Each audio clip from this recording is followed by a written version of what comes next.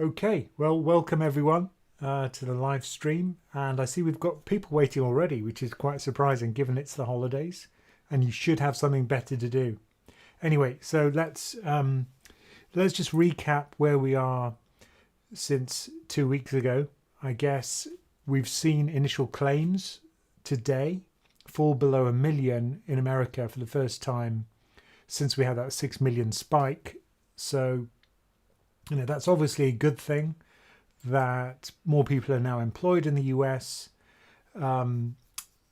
We've obviously seen a tightening of credit conditions. So if you look at the senior loan officers survey in America, that has got considerably tighter in terms of credit conditions. Usually that's a leading indicator of what's going to happen with credit markets, because when banks are tightening up on their credit lending conditions, or at least how easily they give away loans, that tends to mean that credit spreads are going to widen a few months into the future.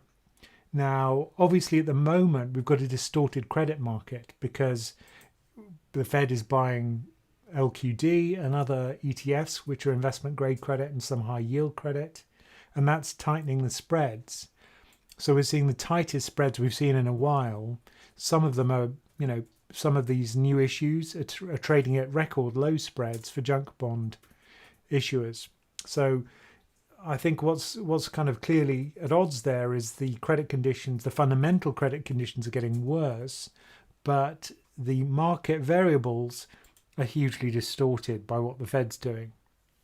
So, make of that what you will. It's not clear which one's going to win out. But ultimately, if a company's not making good revenue and it was on its back legs anyway, then that's not going to be great for defaults going forward. So now we're in that condition where credit conditions are starting to get worse, and we'll see the effects of that across the world. So it's not just the US which is having this problem. It's a synchronized global problem. But the UK also, we've seen some very weak economic growth data. No surprises really. We've also seen most of the earnings season for Q2 in the US, and as expected, earnings have fallen considerably, more than 35% compared to last year. And again, that was expected too. So Q3, we should see a slowing down in the earnings fall relative to Q3 of 2019, hopefully. And that would be a promising sign, I think. But at the moment, US equity still looks hugely overvalued, and that's been the situation for quite a while now. So, yeah. But, things continue to go up. They continue to grind upwards, led by tech.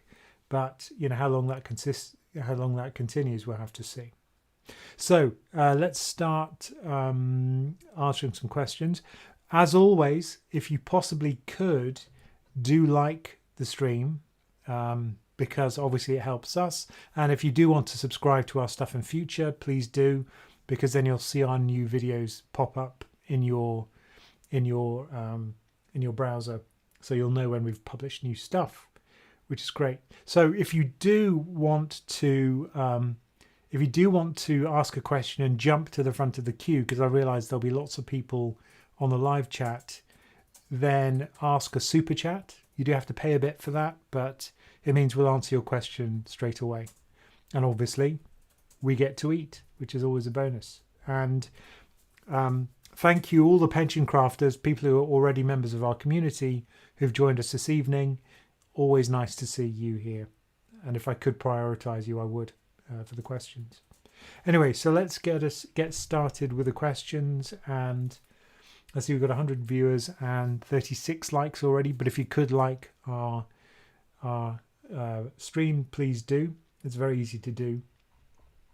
Right. So let's start with Alain, who is very quick off the bat with his question.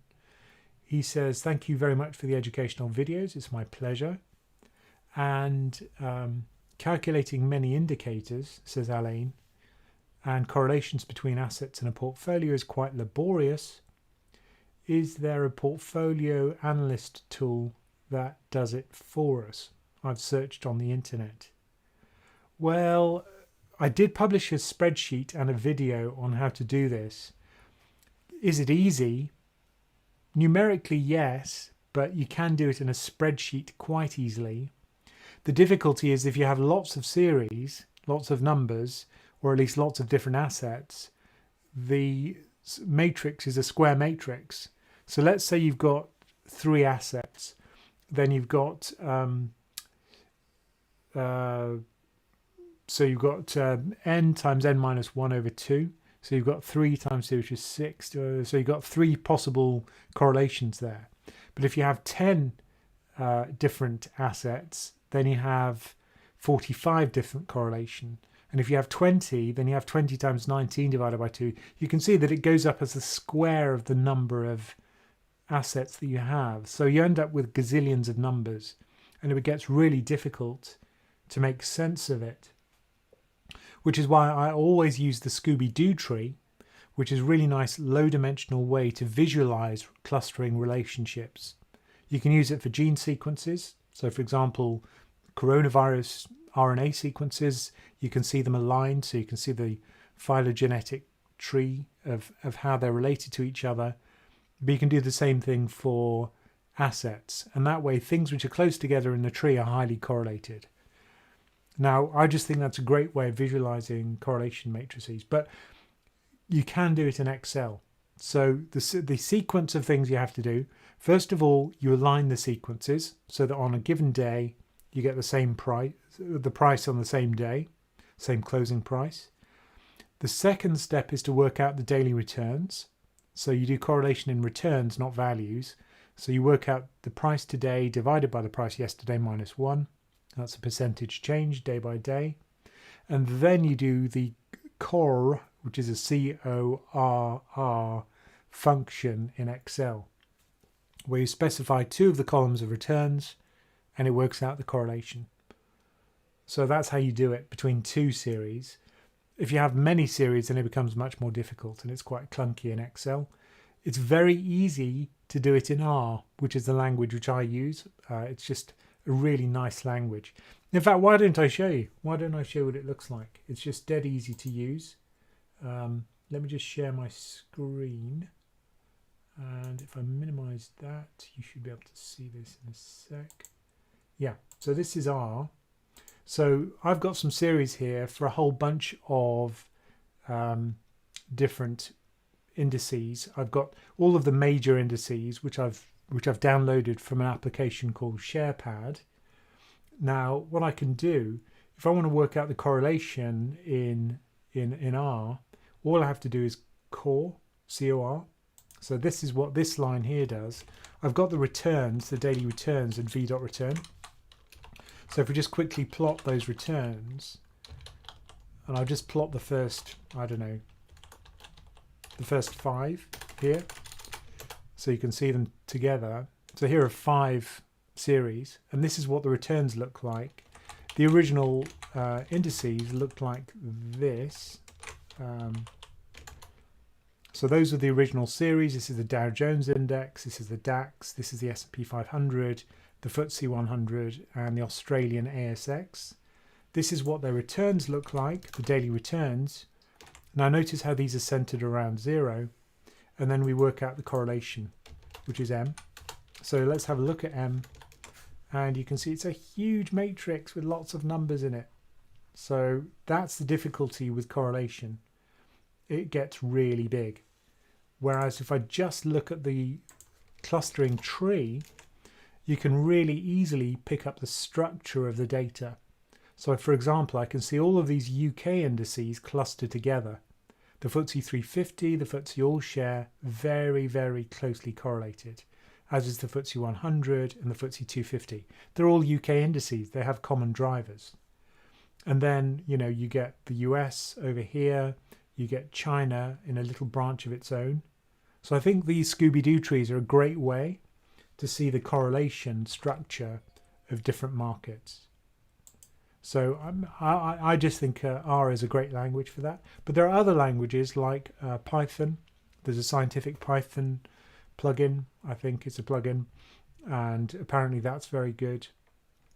But Excel's a bit clunky when it comes to correlations. Right, so I hope that answered your question. And I should say all of those are pretty much free. Obviously Excel's not free, but R is open source and free, and Python is free. So it just requires a bit of work to actually do the calculation. But usually the data cleaning is the hardest part. Okay. Is there a portfolio analysis tool or manager for mutual fund portfolios? Again, usually your broker will keep track of the returns. So usually I just don't bother to download it into a separate app because it's too much of a pain to keep track of it. And every time you do a trade, you have to enter it into two systems, which is just a pain. Usually I just don't bother. But if you're looking at the correlations, then yeah, I mean, usually you've only got a handful of funds which you own, and you can just download the time series for those and just do the correlation as I just showed you. Or if you're a pension crafter and you sign up for a power hour, I will do the correlation analysis for you if that's what you want. So yeah, that could be easier. Right, so let's move on. If we're currently in a stock market bubble, when is it likely to pop? This is Dayglow Vista. Well, I don't know is the answer to that. Will it pop? Yes, because when valuations are very high, they always fall because valuations don't carry on going up forever. And currently, we're at an almost all-time record for almost any valuation measure that you care to create. So for CAPE, we're very high. For the forward PE ratio, which is usually the most conservative and makes things look cheapest, even that's looking expensive. And, obviously for trailing price to earnings, that's even more expensive. So, in terms of the timings, I've got no idea when it's going to sell off, but will it ever sell off? Yeah. It has to earnings either have to rise to meet equity due to some very good news or an improvement in tech or whatever, or valuations have to drop because prices drop. And currently things are very overpriced. But in terms of the timing, it's impossible to say. But, that's a good thing about equity. There are crashes. Crashes are a great thing because it means we all have a bargain, right? You can finally fill your boots and you can buy equity at lower prices, which is a good thing. It doesn't feel great if you've already owned equities and you have lots of equity and it sells off, but in that case, you just have to wait until things recover. You have to not sell. But in terms of timing, I've got no idea. But there are certain trigger events which are likely to cause it, usually if there's a problem with credit. In other words, if default rates pick up significantly, that often leads to a sell-off in equity. So the credit market's almost like a canary in the coal mine for when there's trouble. And we are seeing default rates pick up very significantly. In the US, we've seen some big companies go into bankruptcy, into Chapter 11 bankruptcy, and that number's probably going to rise in the months ahead. It usually takes a while for it to feed through. So in terms of the timing, I'm not sure. Oh, we've just had a super chat, so I'll switch to that. But I think I answered your question. I don't know is the answer. If equities are mopping up the stimulus cash, should we expect that equities must fall? Well, to be honest, I'm not convinced that equities are mopping up the stimulus cash, or at least not all of it. Because remember, a lot of it has gone to people.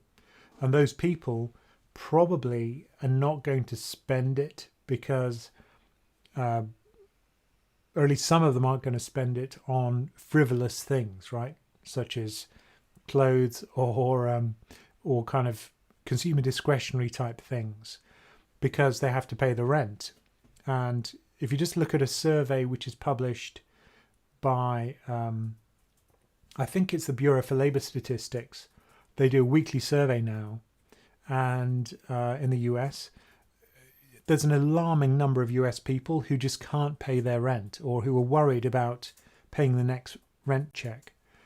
So, if that's the case, then, you're not going to be worried about spending money on frivolous things. You're going to be worried about spending things on necessities. And if you look at the US savings rate, that's fallen, well, that's increased massively. So people are scared. If you're worried about losing your job, you're not going to go out and have large expenditures. You're going to be saving money in case you need it to live off. So I think that in terms of income for US companies, that doesn't paint a great picture. People saving money and people being cautious.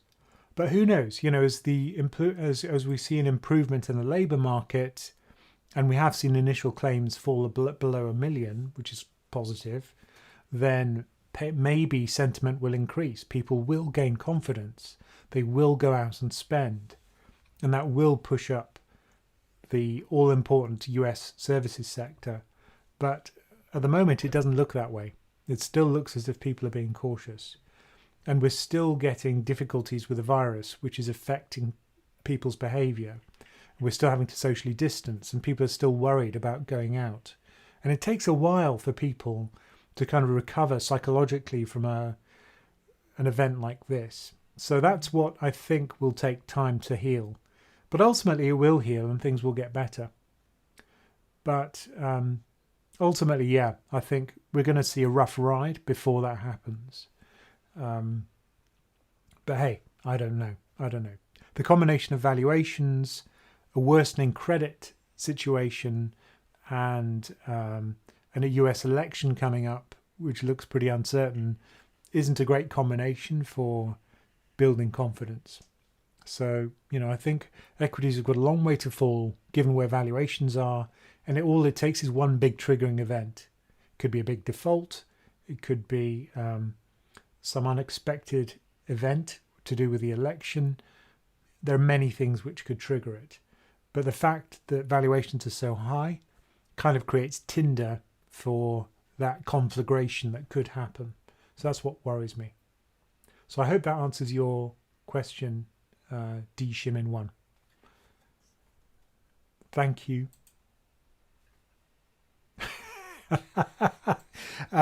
So yeah, if you do have another question and somebody wants to jump to the front of the queue, then please do super chat us, because then you get pushed to the front. Okay. A question from Lars, who says, great insights, Ramin. Please keep it up. Thank you very much, Lars. You've shown previously the hidden costs investing in the VIX as a hedge against a market drop. Here we're talking, I think, about the roll cost of the VIX futures curve, which was in a previous video from last week. And a preview of this week is going to be about silver. Okay, so that's what the video is going to be about this week, because silver's obviously rallied a lot. But anyway, yeah, VIX, it costs a lot to buy it as a hedge. What are your thoughts on inverse index ETFs? For example, in France, Lixor ETF short CAC. Okay, so if you're not aware, you can buy inverse funds. Now, the idea there is, normally when you buy an ETF, let's say you buy an S&P tracker, if the S&P goes up by 1%, then your ETF goes up by 1%. If the S&P falls by 1%, then your fund falls by 1%. They track each other. For an inverse ETF, it goes the other way around. So if the S&P rises by 1%, the inverse tracker will fall by 1%. And if the S&P 500 falls by 1%, and this is why you buy it, your inverse tracker will rise by 1%. So you make money if the index falls. Now, the problem with that is that it's not a long-term strategy, because long-term, as we all know, equities rise. And if that's the case, then most of the time you're going to lose with that strategy if you're short.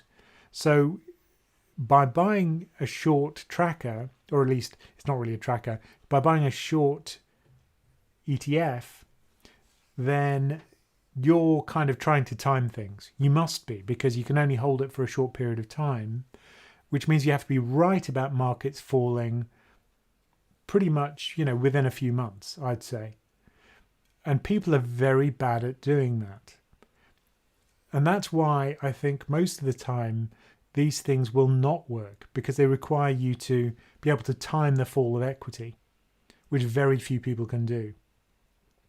Whereas just buying equity and holding it for 20, 30 years is easy, right? Anyone can do that.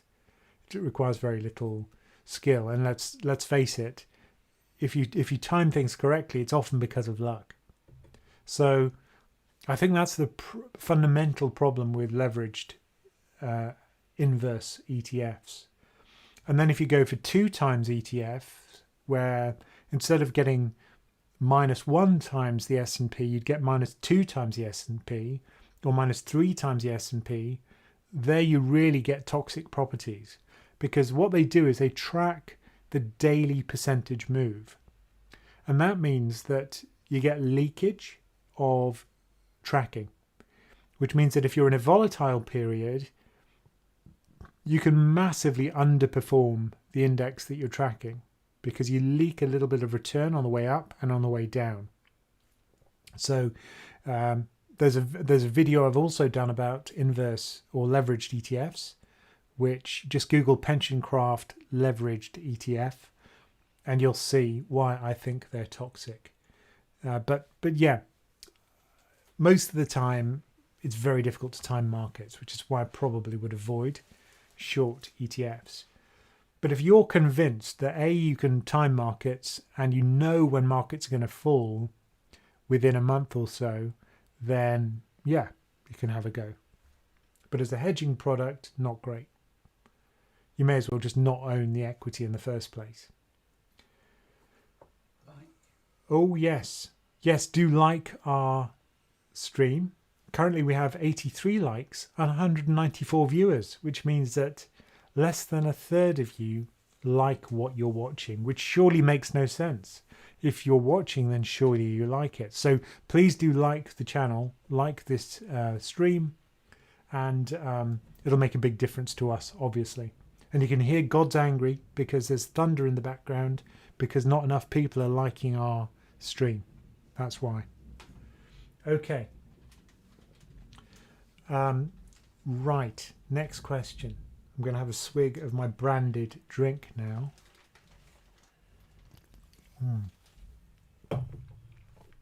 Very good. Yes, and Alain says, read the key information document of the leveraged product. They're not the safest securities. I agree completely, Alain. Shailesh. Hello, Shailesh. Nice to see you again. Hi, Ramin. Why do we see factor funds such as Vmvl underperforming when the market as a whole is moving up? So generally, low volatility funds underperform when markets are rallying, but they outperform when markets are falling. That's the idea. The idea with minimum volatility funds is that they have more market participation during market rallies than during market falls. In other words, if the S&P 500 moves up 10%, they won't get the full 10%. Maybe they'll get 6% of that 10% on the upswing. But on the downswing, if markets fall down by 10%, they only lose 5%, say. So you'll probably notice they lost less on the downside than they gained on the upside. So the participation on the upside is bigger. And that's why over the long term, and in particular during periods of market volatility, when an index is range bound, which is probably what we're going to see for a while, then these things will outperform. But during a very strong rally, they'll underperform. So that's pretty much what I'd expect, in fact, Shailesh. But the key thing about VMVL is it's low volatility, so it's low risk. And that's why I chose it as part of my 3 funds. It's one of my 3 funds that I own at the moment. Yeah, so a bit of underperformance relative to just a pure tracker, obviously, because that's the way VMVL works. Jenny Leonard from Bradford upon Avon. Lovely. I grew up in Worcester, which is not far away from Bradford on Avon. Thank you for this Q&A, Jenny says. My pleasure. Scott, hello. Okay, and Bran has a question. He says, how is this recession going to affect corporate grade bonds? I guess you mean investment grade bonds. Well, investment grade by definition is high quality companies. What do we mean by high quality? What we mean is they have a strong balance sheet, and that means they can afford to weather a storm when their revenues fall. And if that's the case, then they won't be as likely to default as lower quality companies, which is like, companies which issue junk bonds. So investment grade probably will do well, even if credit conditions worsen. And for example, in 2008, 2009, we saw junk bonds fall by about 50%, whereas investment grade only fell by about 20%. So that's what happens when credit goes bad, right? Investment grade doesn't suffer as much of a sell-off as high yield, but of course it gives you a lower income as a result of being safer. So if everything is fine, then junk bonds would outperform.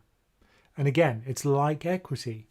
If you have a high risk, you get a high return. So if you hold junk for a long period of time, for a junk tracker like HYG is the biggest one in the US, that will be compensated because you're taking the credit risk.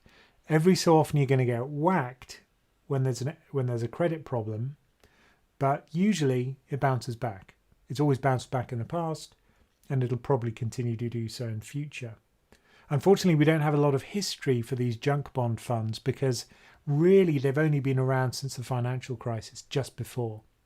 But judging by how they fared through that, firstly, they survived the liquidity problems, so they didn't suffer necessarily too much from illiquidity problems.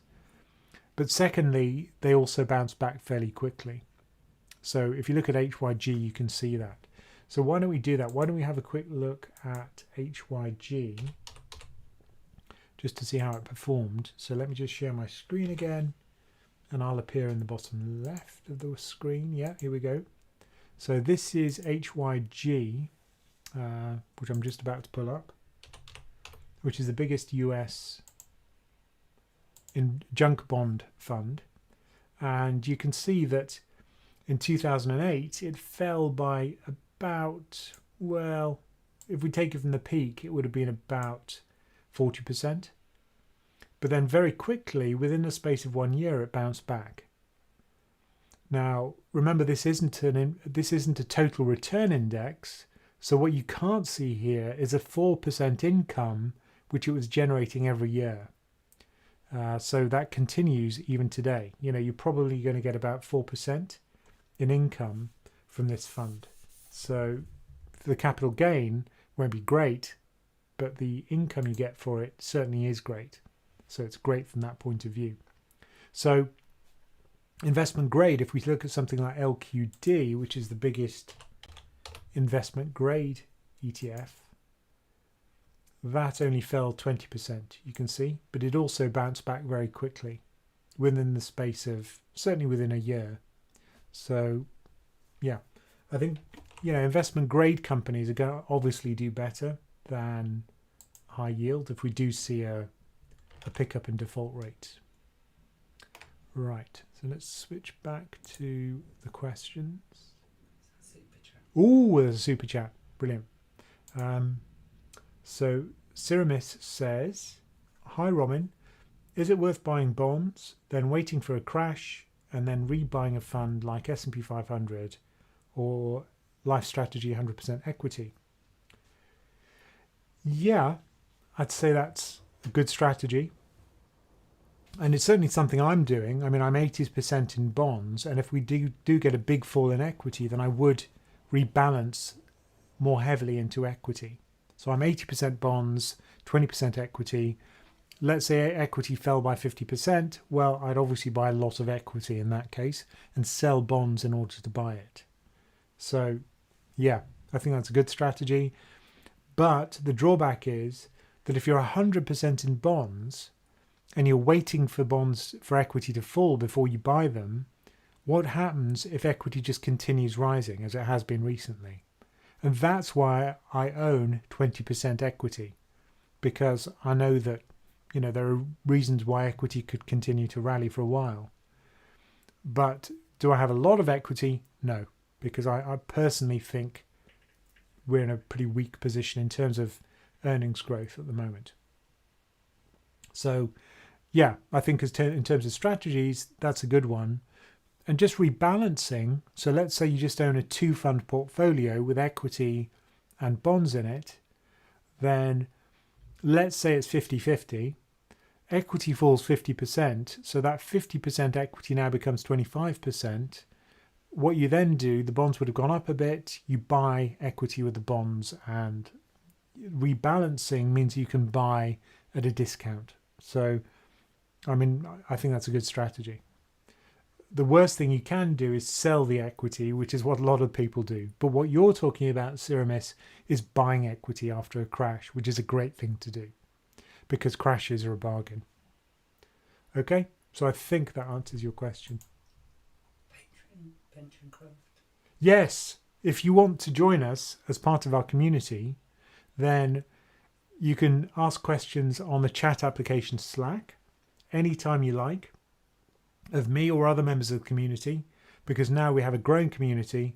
We've got over 560 supporters, I think 566 on Patreon now, many of which are active participants on Slack, and we all try to help each other. I mean, that's the kind of community we'd like to build, is one where you're not embarrassed to ask a question and we help each other. So it's a kind of safe place to learn about investment. And I'm still learning about investment. You know, everybody is still learning. Nobody knows everything. And we can all learn from each other.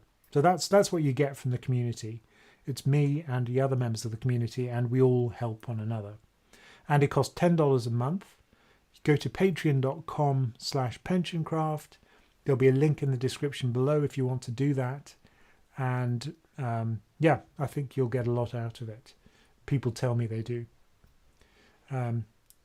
Right. So, for example, today I've just done a video on silver, and there's a valuation spreadsheet which only Patreon members are going to get.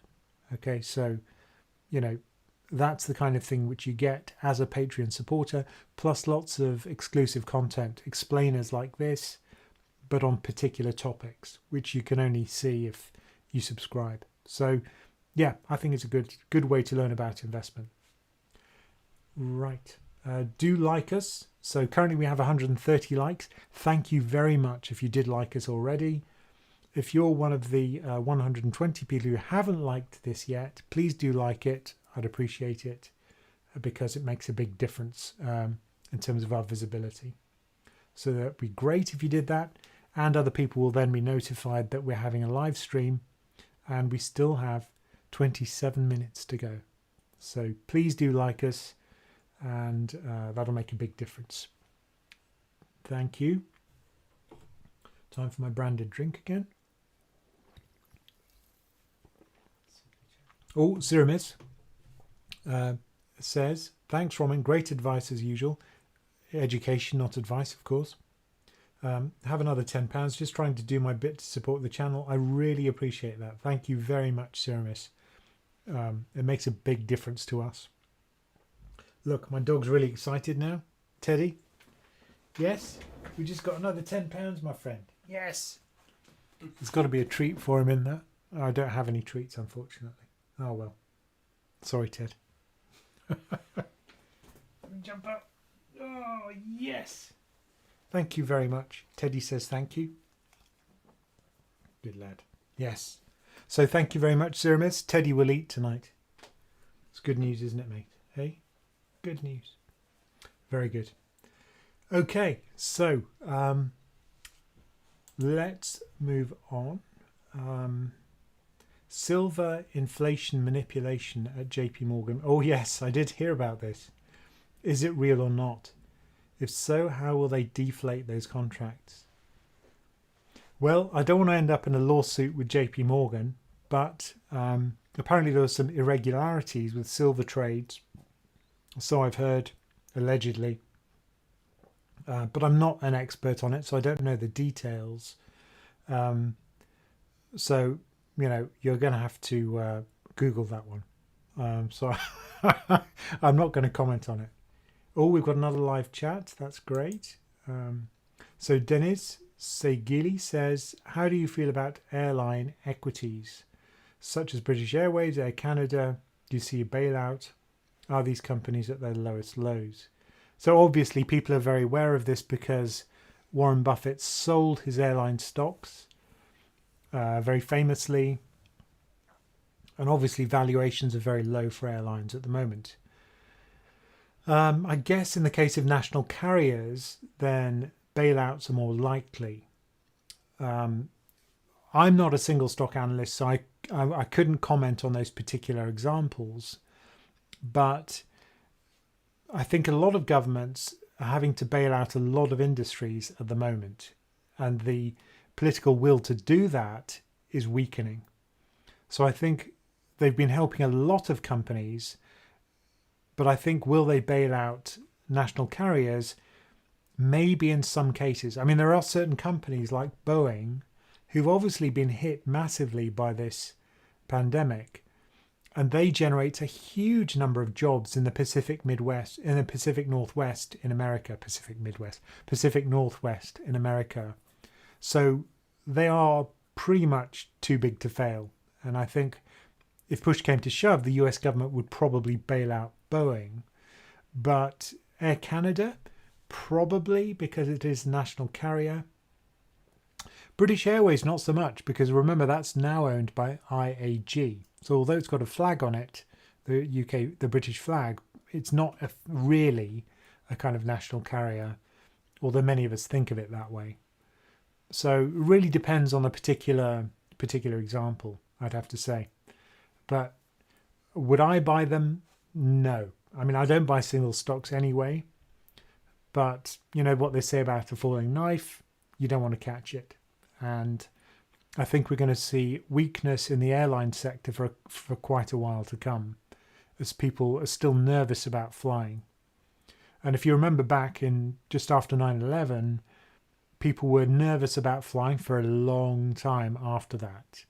And currently, of course, the virus is still washing around. So a lot of people don't want to sit in that little metal tube crammed in with other people for 10 hours. So, yeah, I think probably it's too soon, but, I don't buy single stocks. I'm not a single stock guy, more of a macro guy, top down rather than bottom up. But yeah, I mean, if you're contrarian, maybe it would be a good contrarian play. But clearly Warren Buffett doesn't think so. Okay. Right. Thank you so much. Ramin Brand says, I appreciate the answer. And yes, I mean investment grade like VI UKGB. Yeah. So good. I answered your question. Zishan says, how do you interpret a bond fund categorized as BBB? Do you think such a fund appropriate in current market? Give a yield of 4.3%. So obviously BBB is still investment grade, but it's the lowest investment grade rating, which is just one notch above junk, which is BB. Now, the yield's 4.3% currently, but the spreads are very tight. So let me show you what I mean by that. So, and also now you'll see how to work this out for yourself. So let me just share my screen. We'll go back to Fred. I'll appear in the bottom left, and here's Fred. And yes, here I am. Good. So what we're going to look for is BBB spread on Fred, right? So this is free, remember. So this is the option adjusted spread for BBB credit in the US. So let's take it back a bit further. We'll go just before the financial crisis. So this is what happened to BBB spreads, which is the extra yield you get for lending money to companies which are almost junk. And you can see that during the credit crisis, it went up to an extra 8% on top of government bond yields in order to, that was the income you'd receive for buying their credit risk. So that means the price of the bonds dropped massively. But then after the credit crisis, we saw a very rapid tightening of the credit spreads and an increase in the price of those bonds. So when the spread tightens, the prices rise.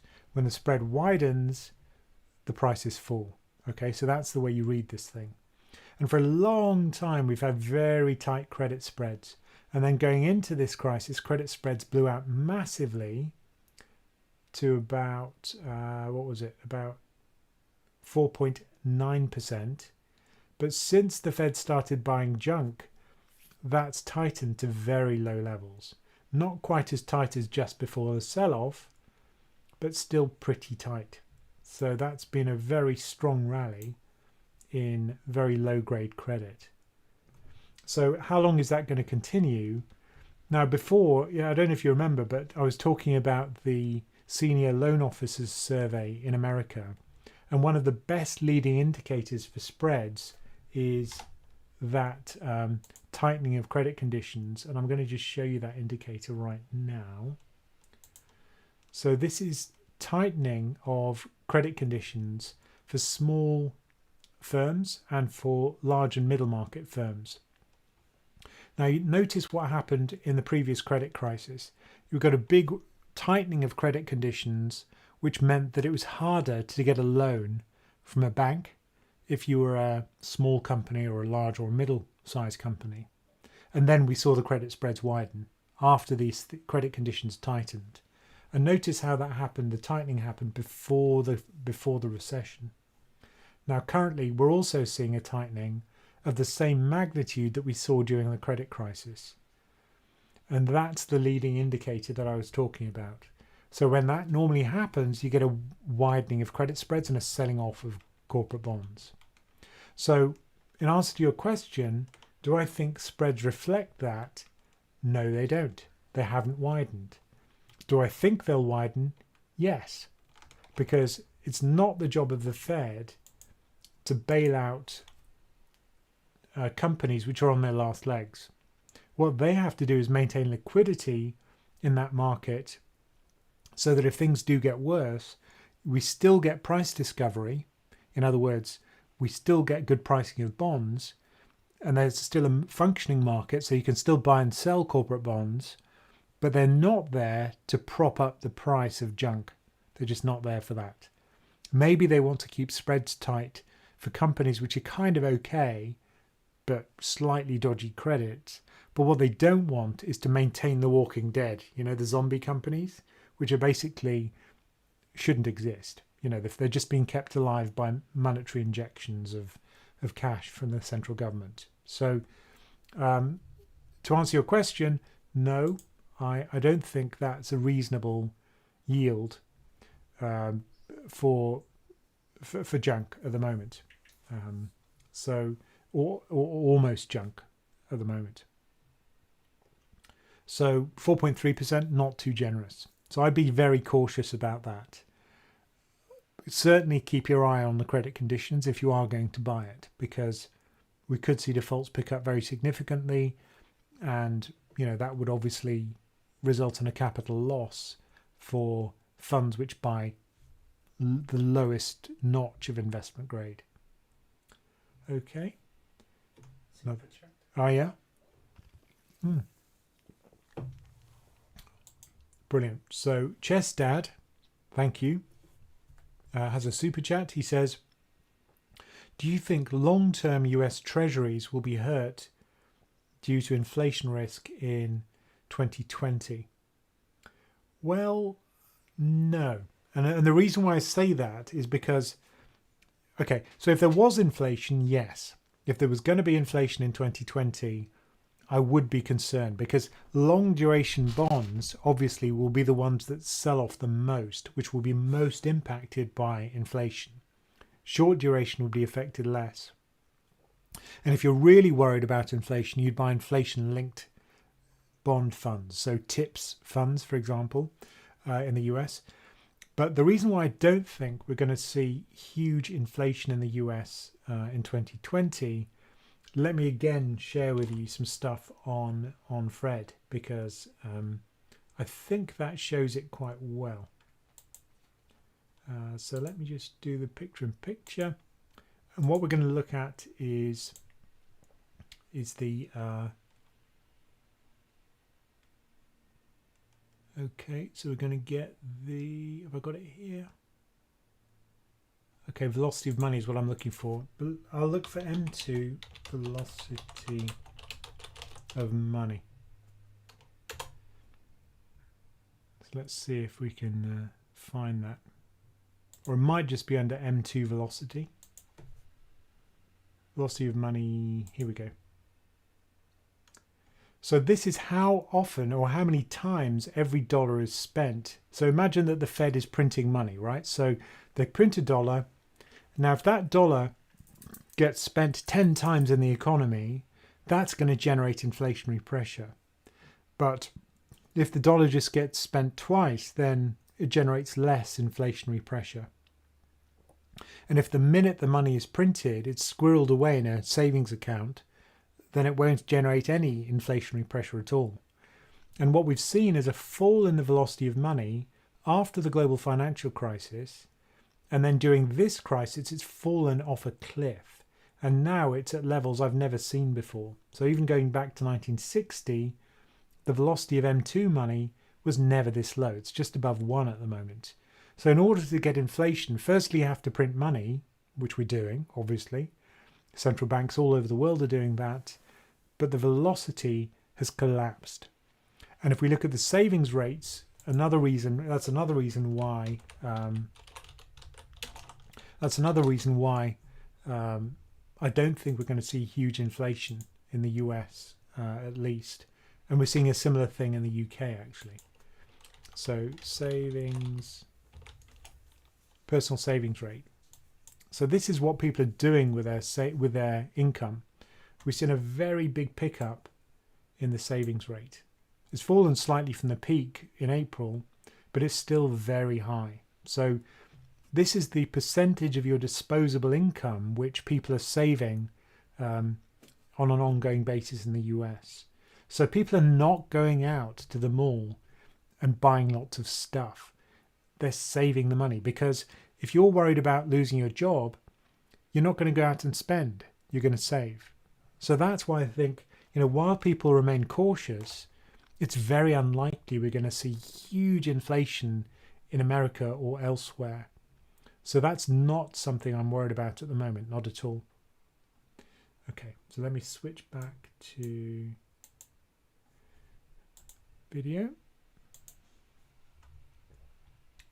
I hope that answers your question, Chestad. And right. Okay, so interesting follow-up on one of the questions about airlines, which is Alpha 77QWX says Boeing did billions of buybacks for many years. They shouldn't get a bailout. The point he's making is that companies are responsible for looking after their own cash pile. So obviously, while times are good, you want to look good to your shareholders if you're the CEO of the company. So it's easy to have this system of largesse where you kind of hand out fat dividends, you buy back your own stocks, that pushes up the share price, but it means you're depleting your cash reserves. And if you do that and then suddenly a crisis hits and you're left with no cash, why should the government bail you out? And that's Alpha 77QWX's very good point. I agree with you. I think that is a very good example of moral hazard. Right.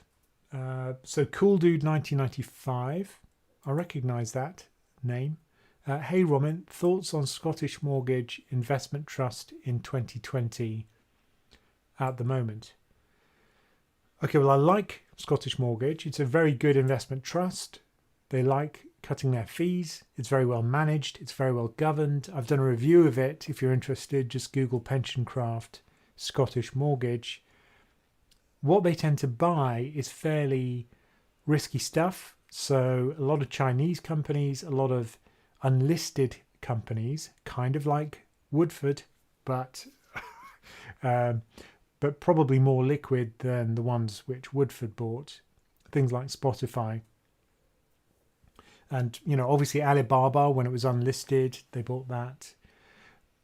But I think, in this environment, because I'm cautious, I wouldn't go for a very risky investment portfolio right now when valuations are very high and things are getting very frothy. So personally, I'd avoid it given the current environment. But I like the fund. I like the manager now, because one of them's retired. Mr. Anderson's now retired, I think. And his colleague, whose name I can't remember, is now taking over the fund. But yeah, I mean, I like it. I like the company as well. Baillie Gifford is the company that owns the fund, which Scottish Mortgage is part of. So yeah, I like the fund, but the environment is not really a great one for Scottish Mortgage at the moment. But I love reading their annual report. It's just really good, very well written, beautiful ideas. They try to get ahead of trends, things like gene sequencing, self-driving cars, streaming music, education online. All of these things, they try to go for the best of breed, and they try to find the single company which is going to dominate that space, which I think is a great strategy. And it makes for a great read, even if I don't buy the fund, But yeah, not now. Not for me anyway. Right. Chris, would it be insane to invest in the S&P 500 at the moment? No, I don't think it would be insane at all. I think that having some equity is a good thing at all times. What would be really extreme is to have 100% cash, which I've spoken to some people recently, and that's what they've got. And the reason why that's extreme is, what if equities rally? And most of the time they do. So no, I don't think it's insane. Would it be insane to have 100% of your money in equity at the moment? I think for some people like myself, yeah, that would be insane, because obviously I'm old. You can see all the grey hair. My investment horizon is shrinking. And so for me, taking that level of risk is unwise. But if you're 20 and you haven't got that much in savings anyway, then, why not? Why not? Even though valuations are high and we're still in the middle of the crisis and credit conditions are getting worse, as long as you don't sell when they fall, if it falls, then, why not? It'll recover eventually. If you have a long investment horizon, it doesn't really matter. So not insane. Valde Sarnas says, what are your thoughts on the notion that the ability for bonds, including longer duration, have limited negative correlation with equities now that nominal yields are so low? Actually, they still have a negative correlation. Let's have a look. So again, let's switch to R, and this will be the most boring video you've ever seen in your life, because I'm going to do a bit of R code now on the fly, and I'm going to appear picture in picture, and we're going to switch to R. And so what we're going to do is we're going to look at just two funds, and I'm going to get Vanguard returns. So Vanguard returns, get going, Vanguard prices, there we go. So this is loading all of the latest Vanguard prices. And then what I'm going to do, just so you can see what I'm doing, I'll move my head. And I'm just going to get two funds. And this is the Vanguard UK Government Bond Fund, which is VGov. And I'm going to get a global equity fund called VWRL. So let's have a look at those returns. So you can see this is the government bond fund. This is global equity. And what I'm going to do is just get the numbers from this, let's say April onwards. Window since 2020, April the 1st. So now we're just looking at the April the 1st onwards.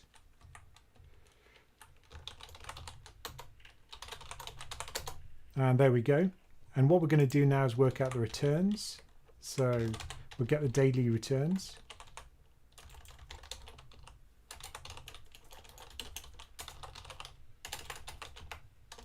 So this is the daily returns of those numbers, which look like this. And then we're going to work out the correlations. And there we go. So the correlation minus 0.36%. Now you can always do a pairs plot, so you can compare on a scatter plot the actual numbers. So notice how you get this kind of diagonal sausage, which is a sign that the correlation is negative.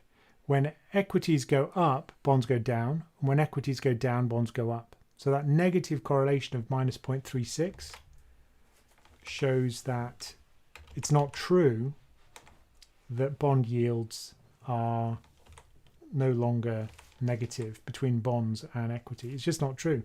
All you've got to do is work out the correlation yourself.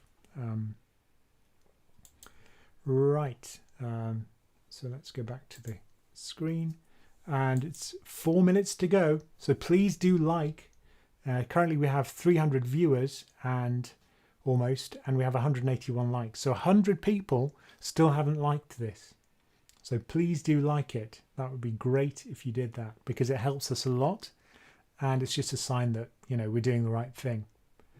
And it's very little effort for you. So, if you're still watching, well done. You've watched somebody work out a correlation in R live on YouTube. I doubt that's been done before. Okay, so let's move on. Okay, so it's something about the floor and linkers, which is kind of interesting. Oh yes, Stephanie Kelton's book on MMT. And have you read it yet? And have current monetary and fiscal conditions destroyed traditional valuation techniques? Well, no. I think that obviously they've distorted markets, but will equities be priced differently forever? No. Do equities still depend on profits in order to value themselves reasonably, or in order to support their price? Yes. Will price to earnings ratio continue trending upwards forever? No, because it's mean reverting. It's just a matter of when it's going to mean revert. So obviously things are going to get better. We'll go back to a more normal state of affairs. There'll be a debt overhang, obviously. But personally, I think that countries like the US, maybe even the UK, can grow their way out of that problem. So, I mean, there are certain aspects of MMT which I love. Obviously, you know, countries like the US can print money and run a very large debt without bringing the country to its knees. And there's a huge scope for that debt in the US and elsewhere, Japan, many other developed countries. So I do like that aspect of MMT. I haven't read her book yet, but I am going to read it. It's certainly on my list. And I was talking with Laura about this, you know, about doing a review of it, or at least going through some of the ideas that she presents, maybe throwing in some other context around it. But yeah, and I love the book. I've watched a couple of her videos. She presents well. Yeah, I think it's great. But I don't think it's destroyed valuation techniques. I think those will always be valid. Okay, one more question and then we'll end. Good one, actually, because obviously I've just done a video on precious metals. Do you think that the current extent of QE is going to cause the price of precious metals and land? Or I guess what you're saying is, what's it going to do to the price of precious metals? So if you do a model of precious metals, so gold and silver, for example, the most important factor for those models is the real interest rate, which has just turned deeply negative in the US. So that actually supports a very high price for silver and gold. And if you are a Patreon supporter, tomorrow you're going to see a video where I discuss a spreadsheet which you'll have access to, which runs a very simple valuation technique on gold and silver. So you can see what the fair price should be. And it's not much different from where we are now. Silver's still a little bit overpriced. Gold obviously has sold off a lot in the last 2 days, but that is still a bit overpriced, I think. But, you know, the models aren't perfect anyway. So, you know, I think the current prices that we're seeing for precious metals are not far off their fundamental values because of real rates being so low and because of the dollar weakening. So that combo is very good for precious metals. And if I could have gold in my portfolio, I probably would have bought it in the springtime. But with Vanguard, I can't buy commodity funds, so I didn't. So, and then land, obviously that depends on a bunch of factors, but it depends on how you get access to it. So if you buy it via real estate investment trusts, those have had a massive pummeling during this crisis, particularly the ones where it's shopping malls, right? Anything to do with retail. It's very difficult to get REITs that just buy things like farmland, or you can get them, but they're usually a small sector compared to commercial real estate.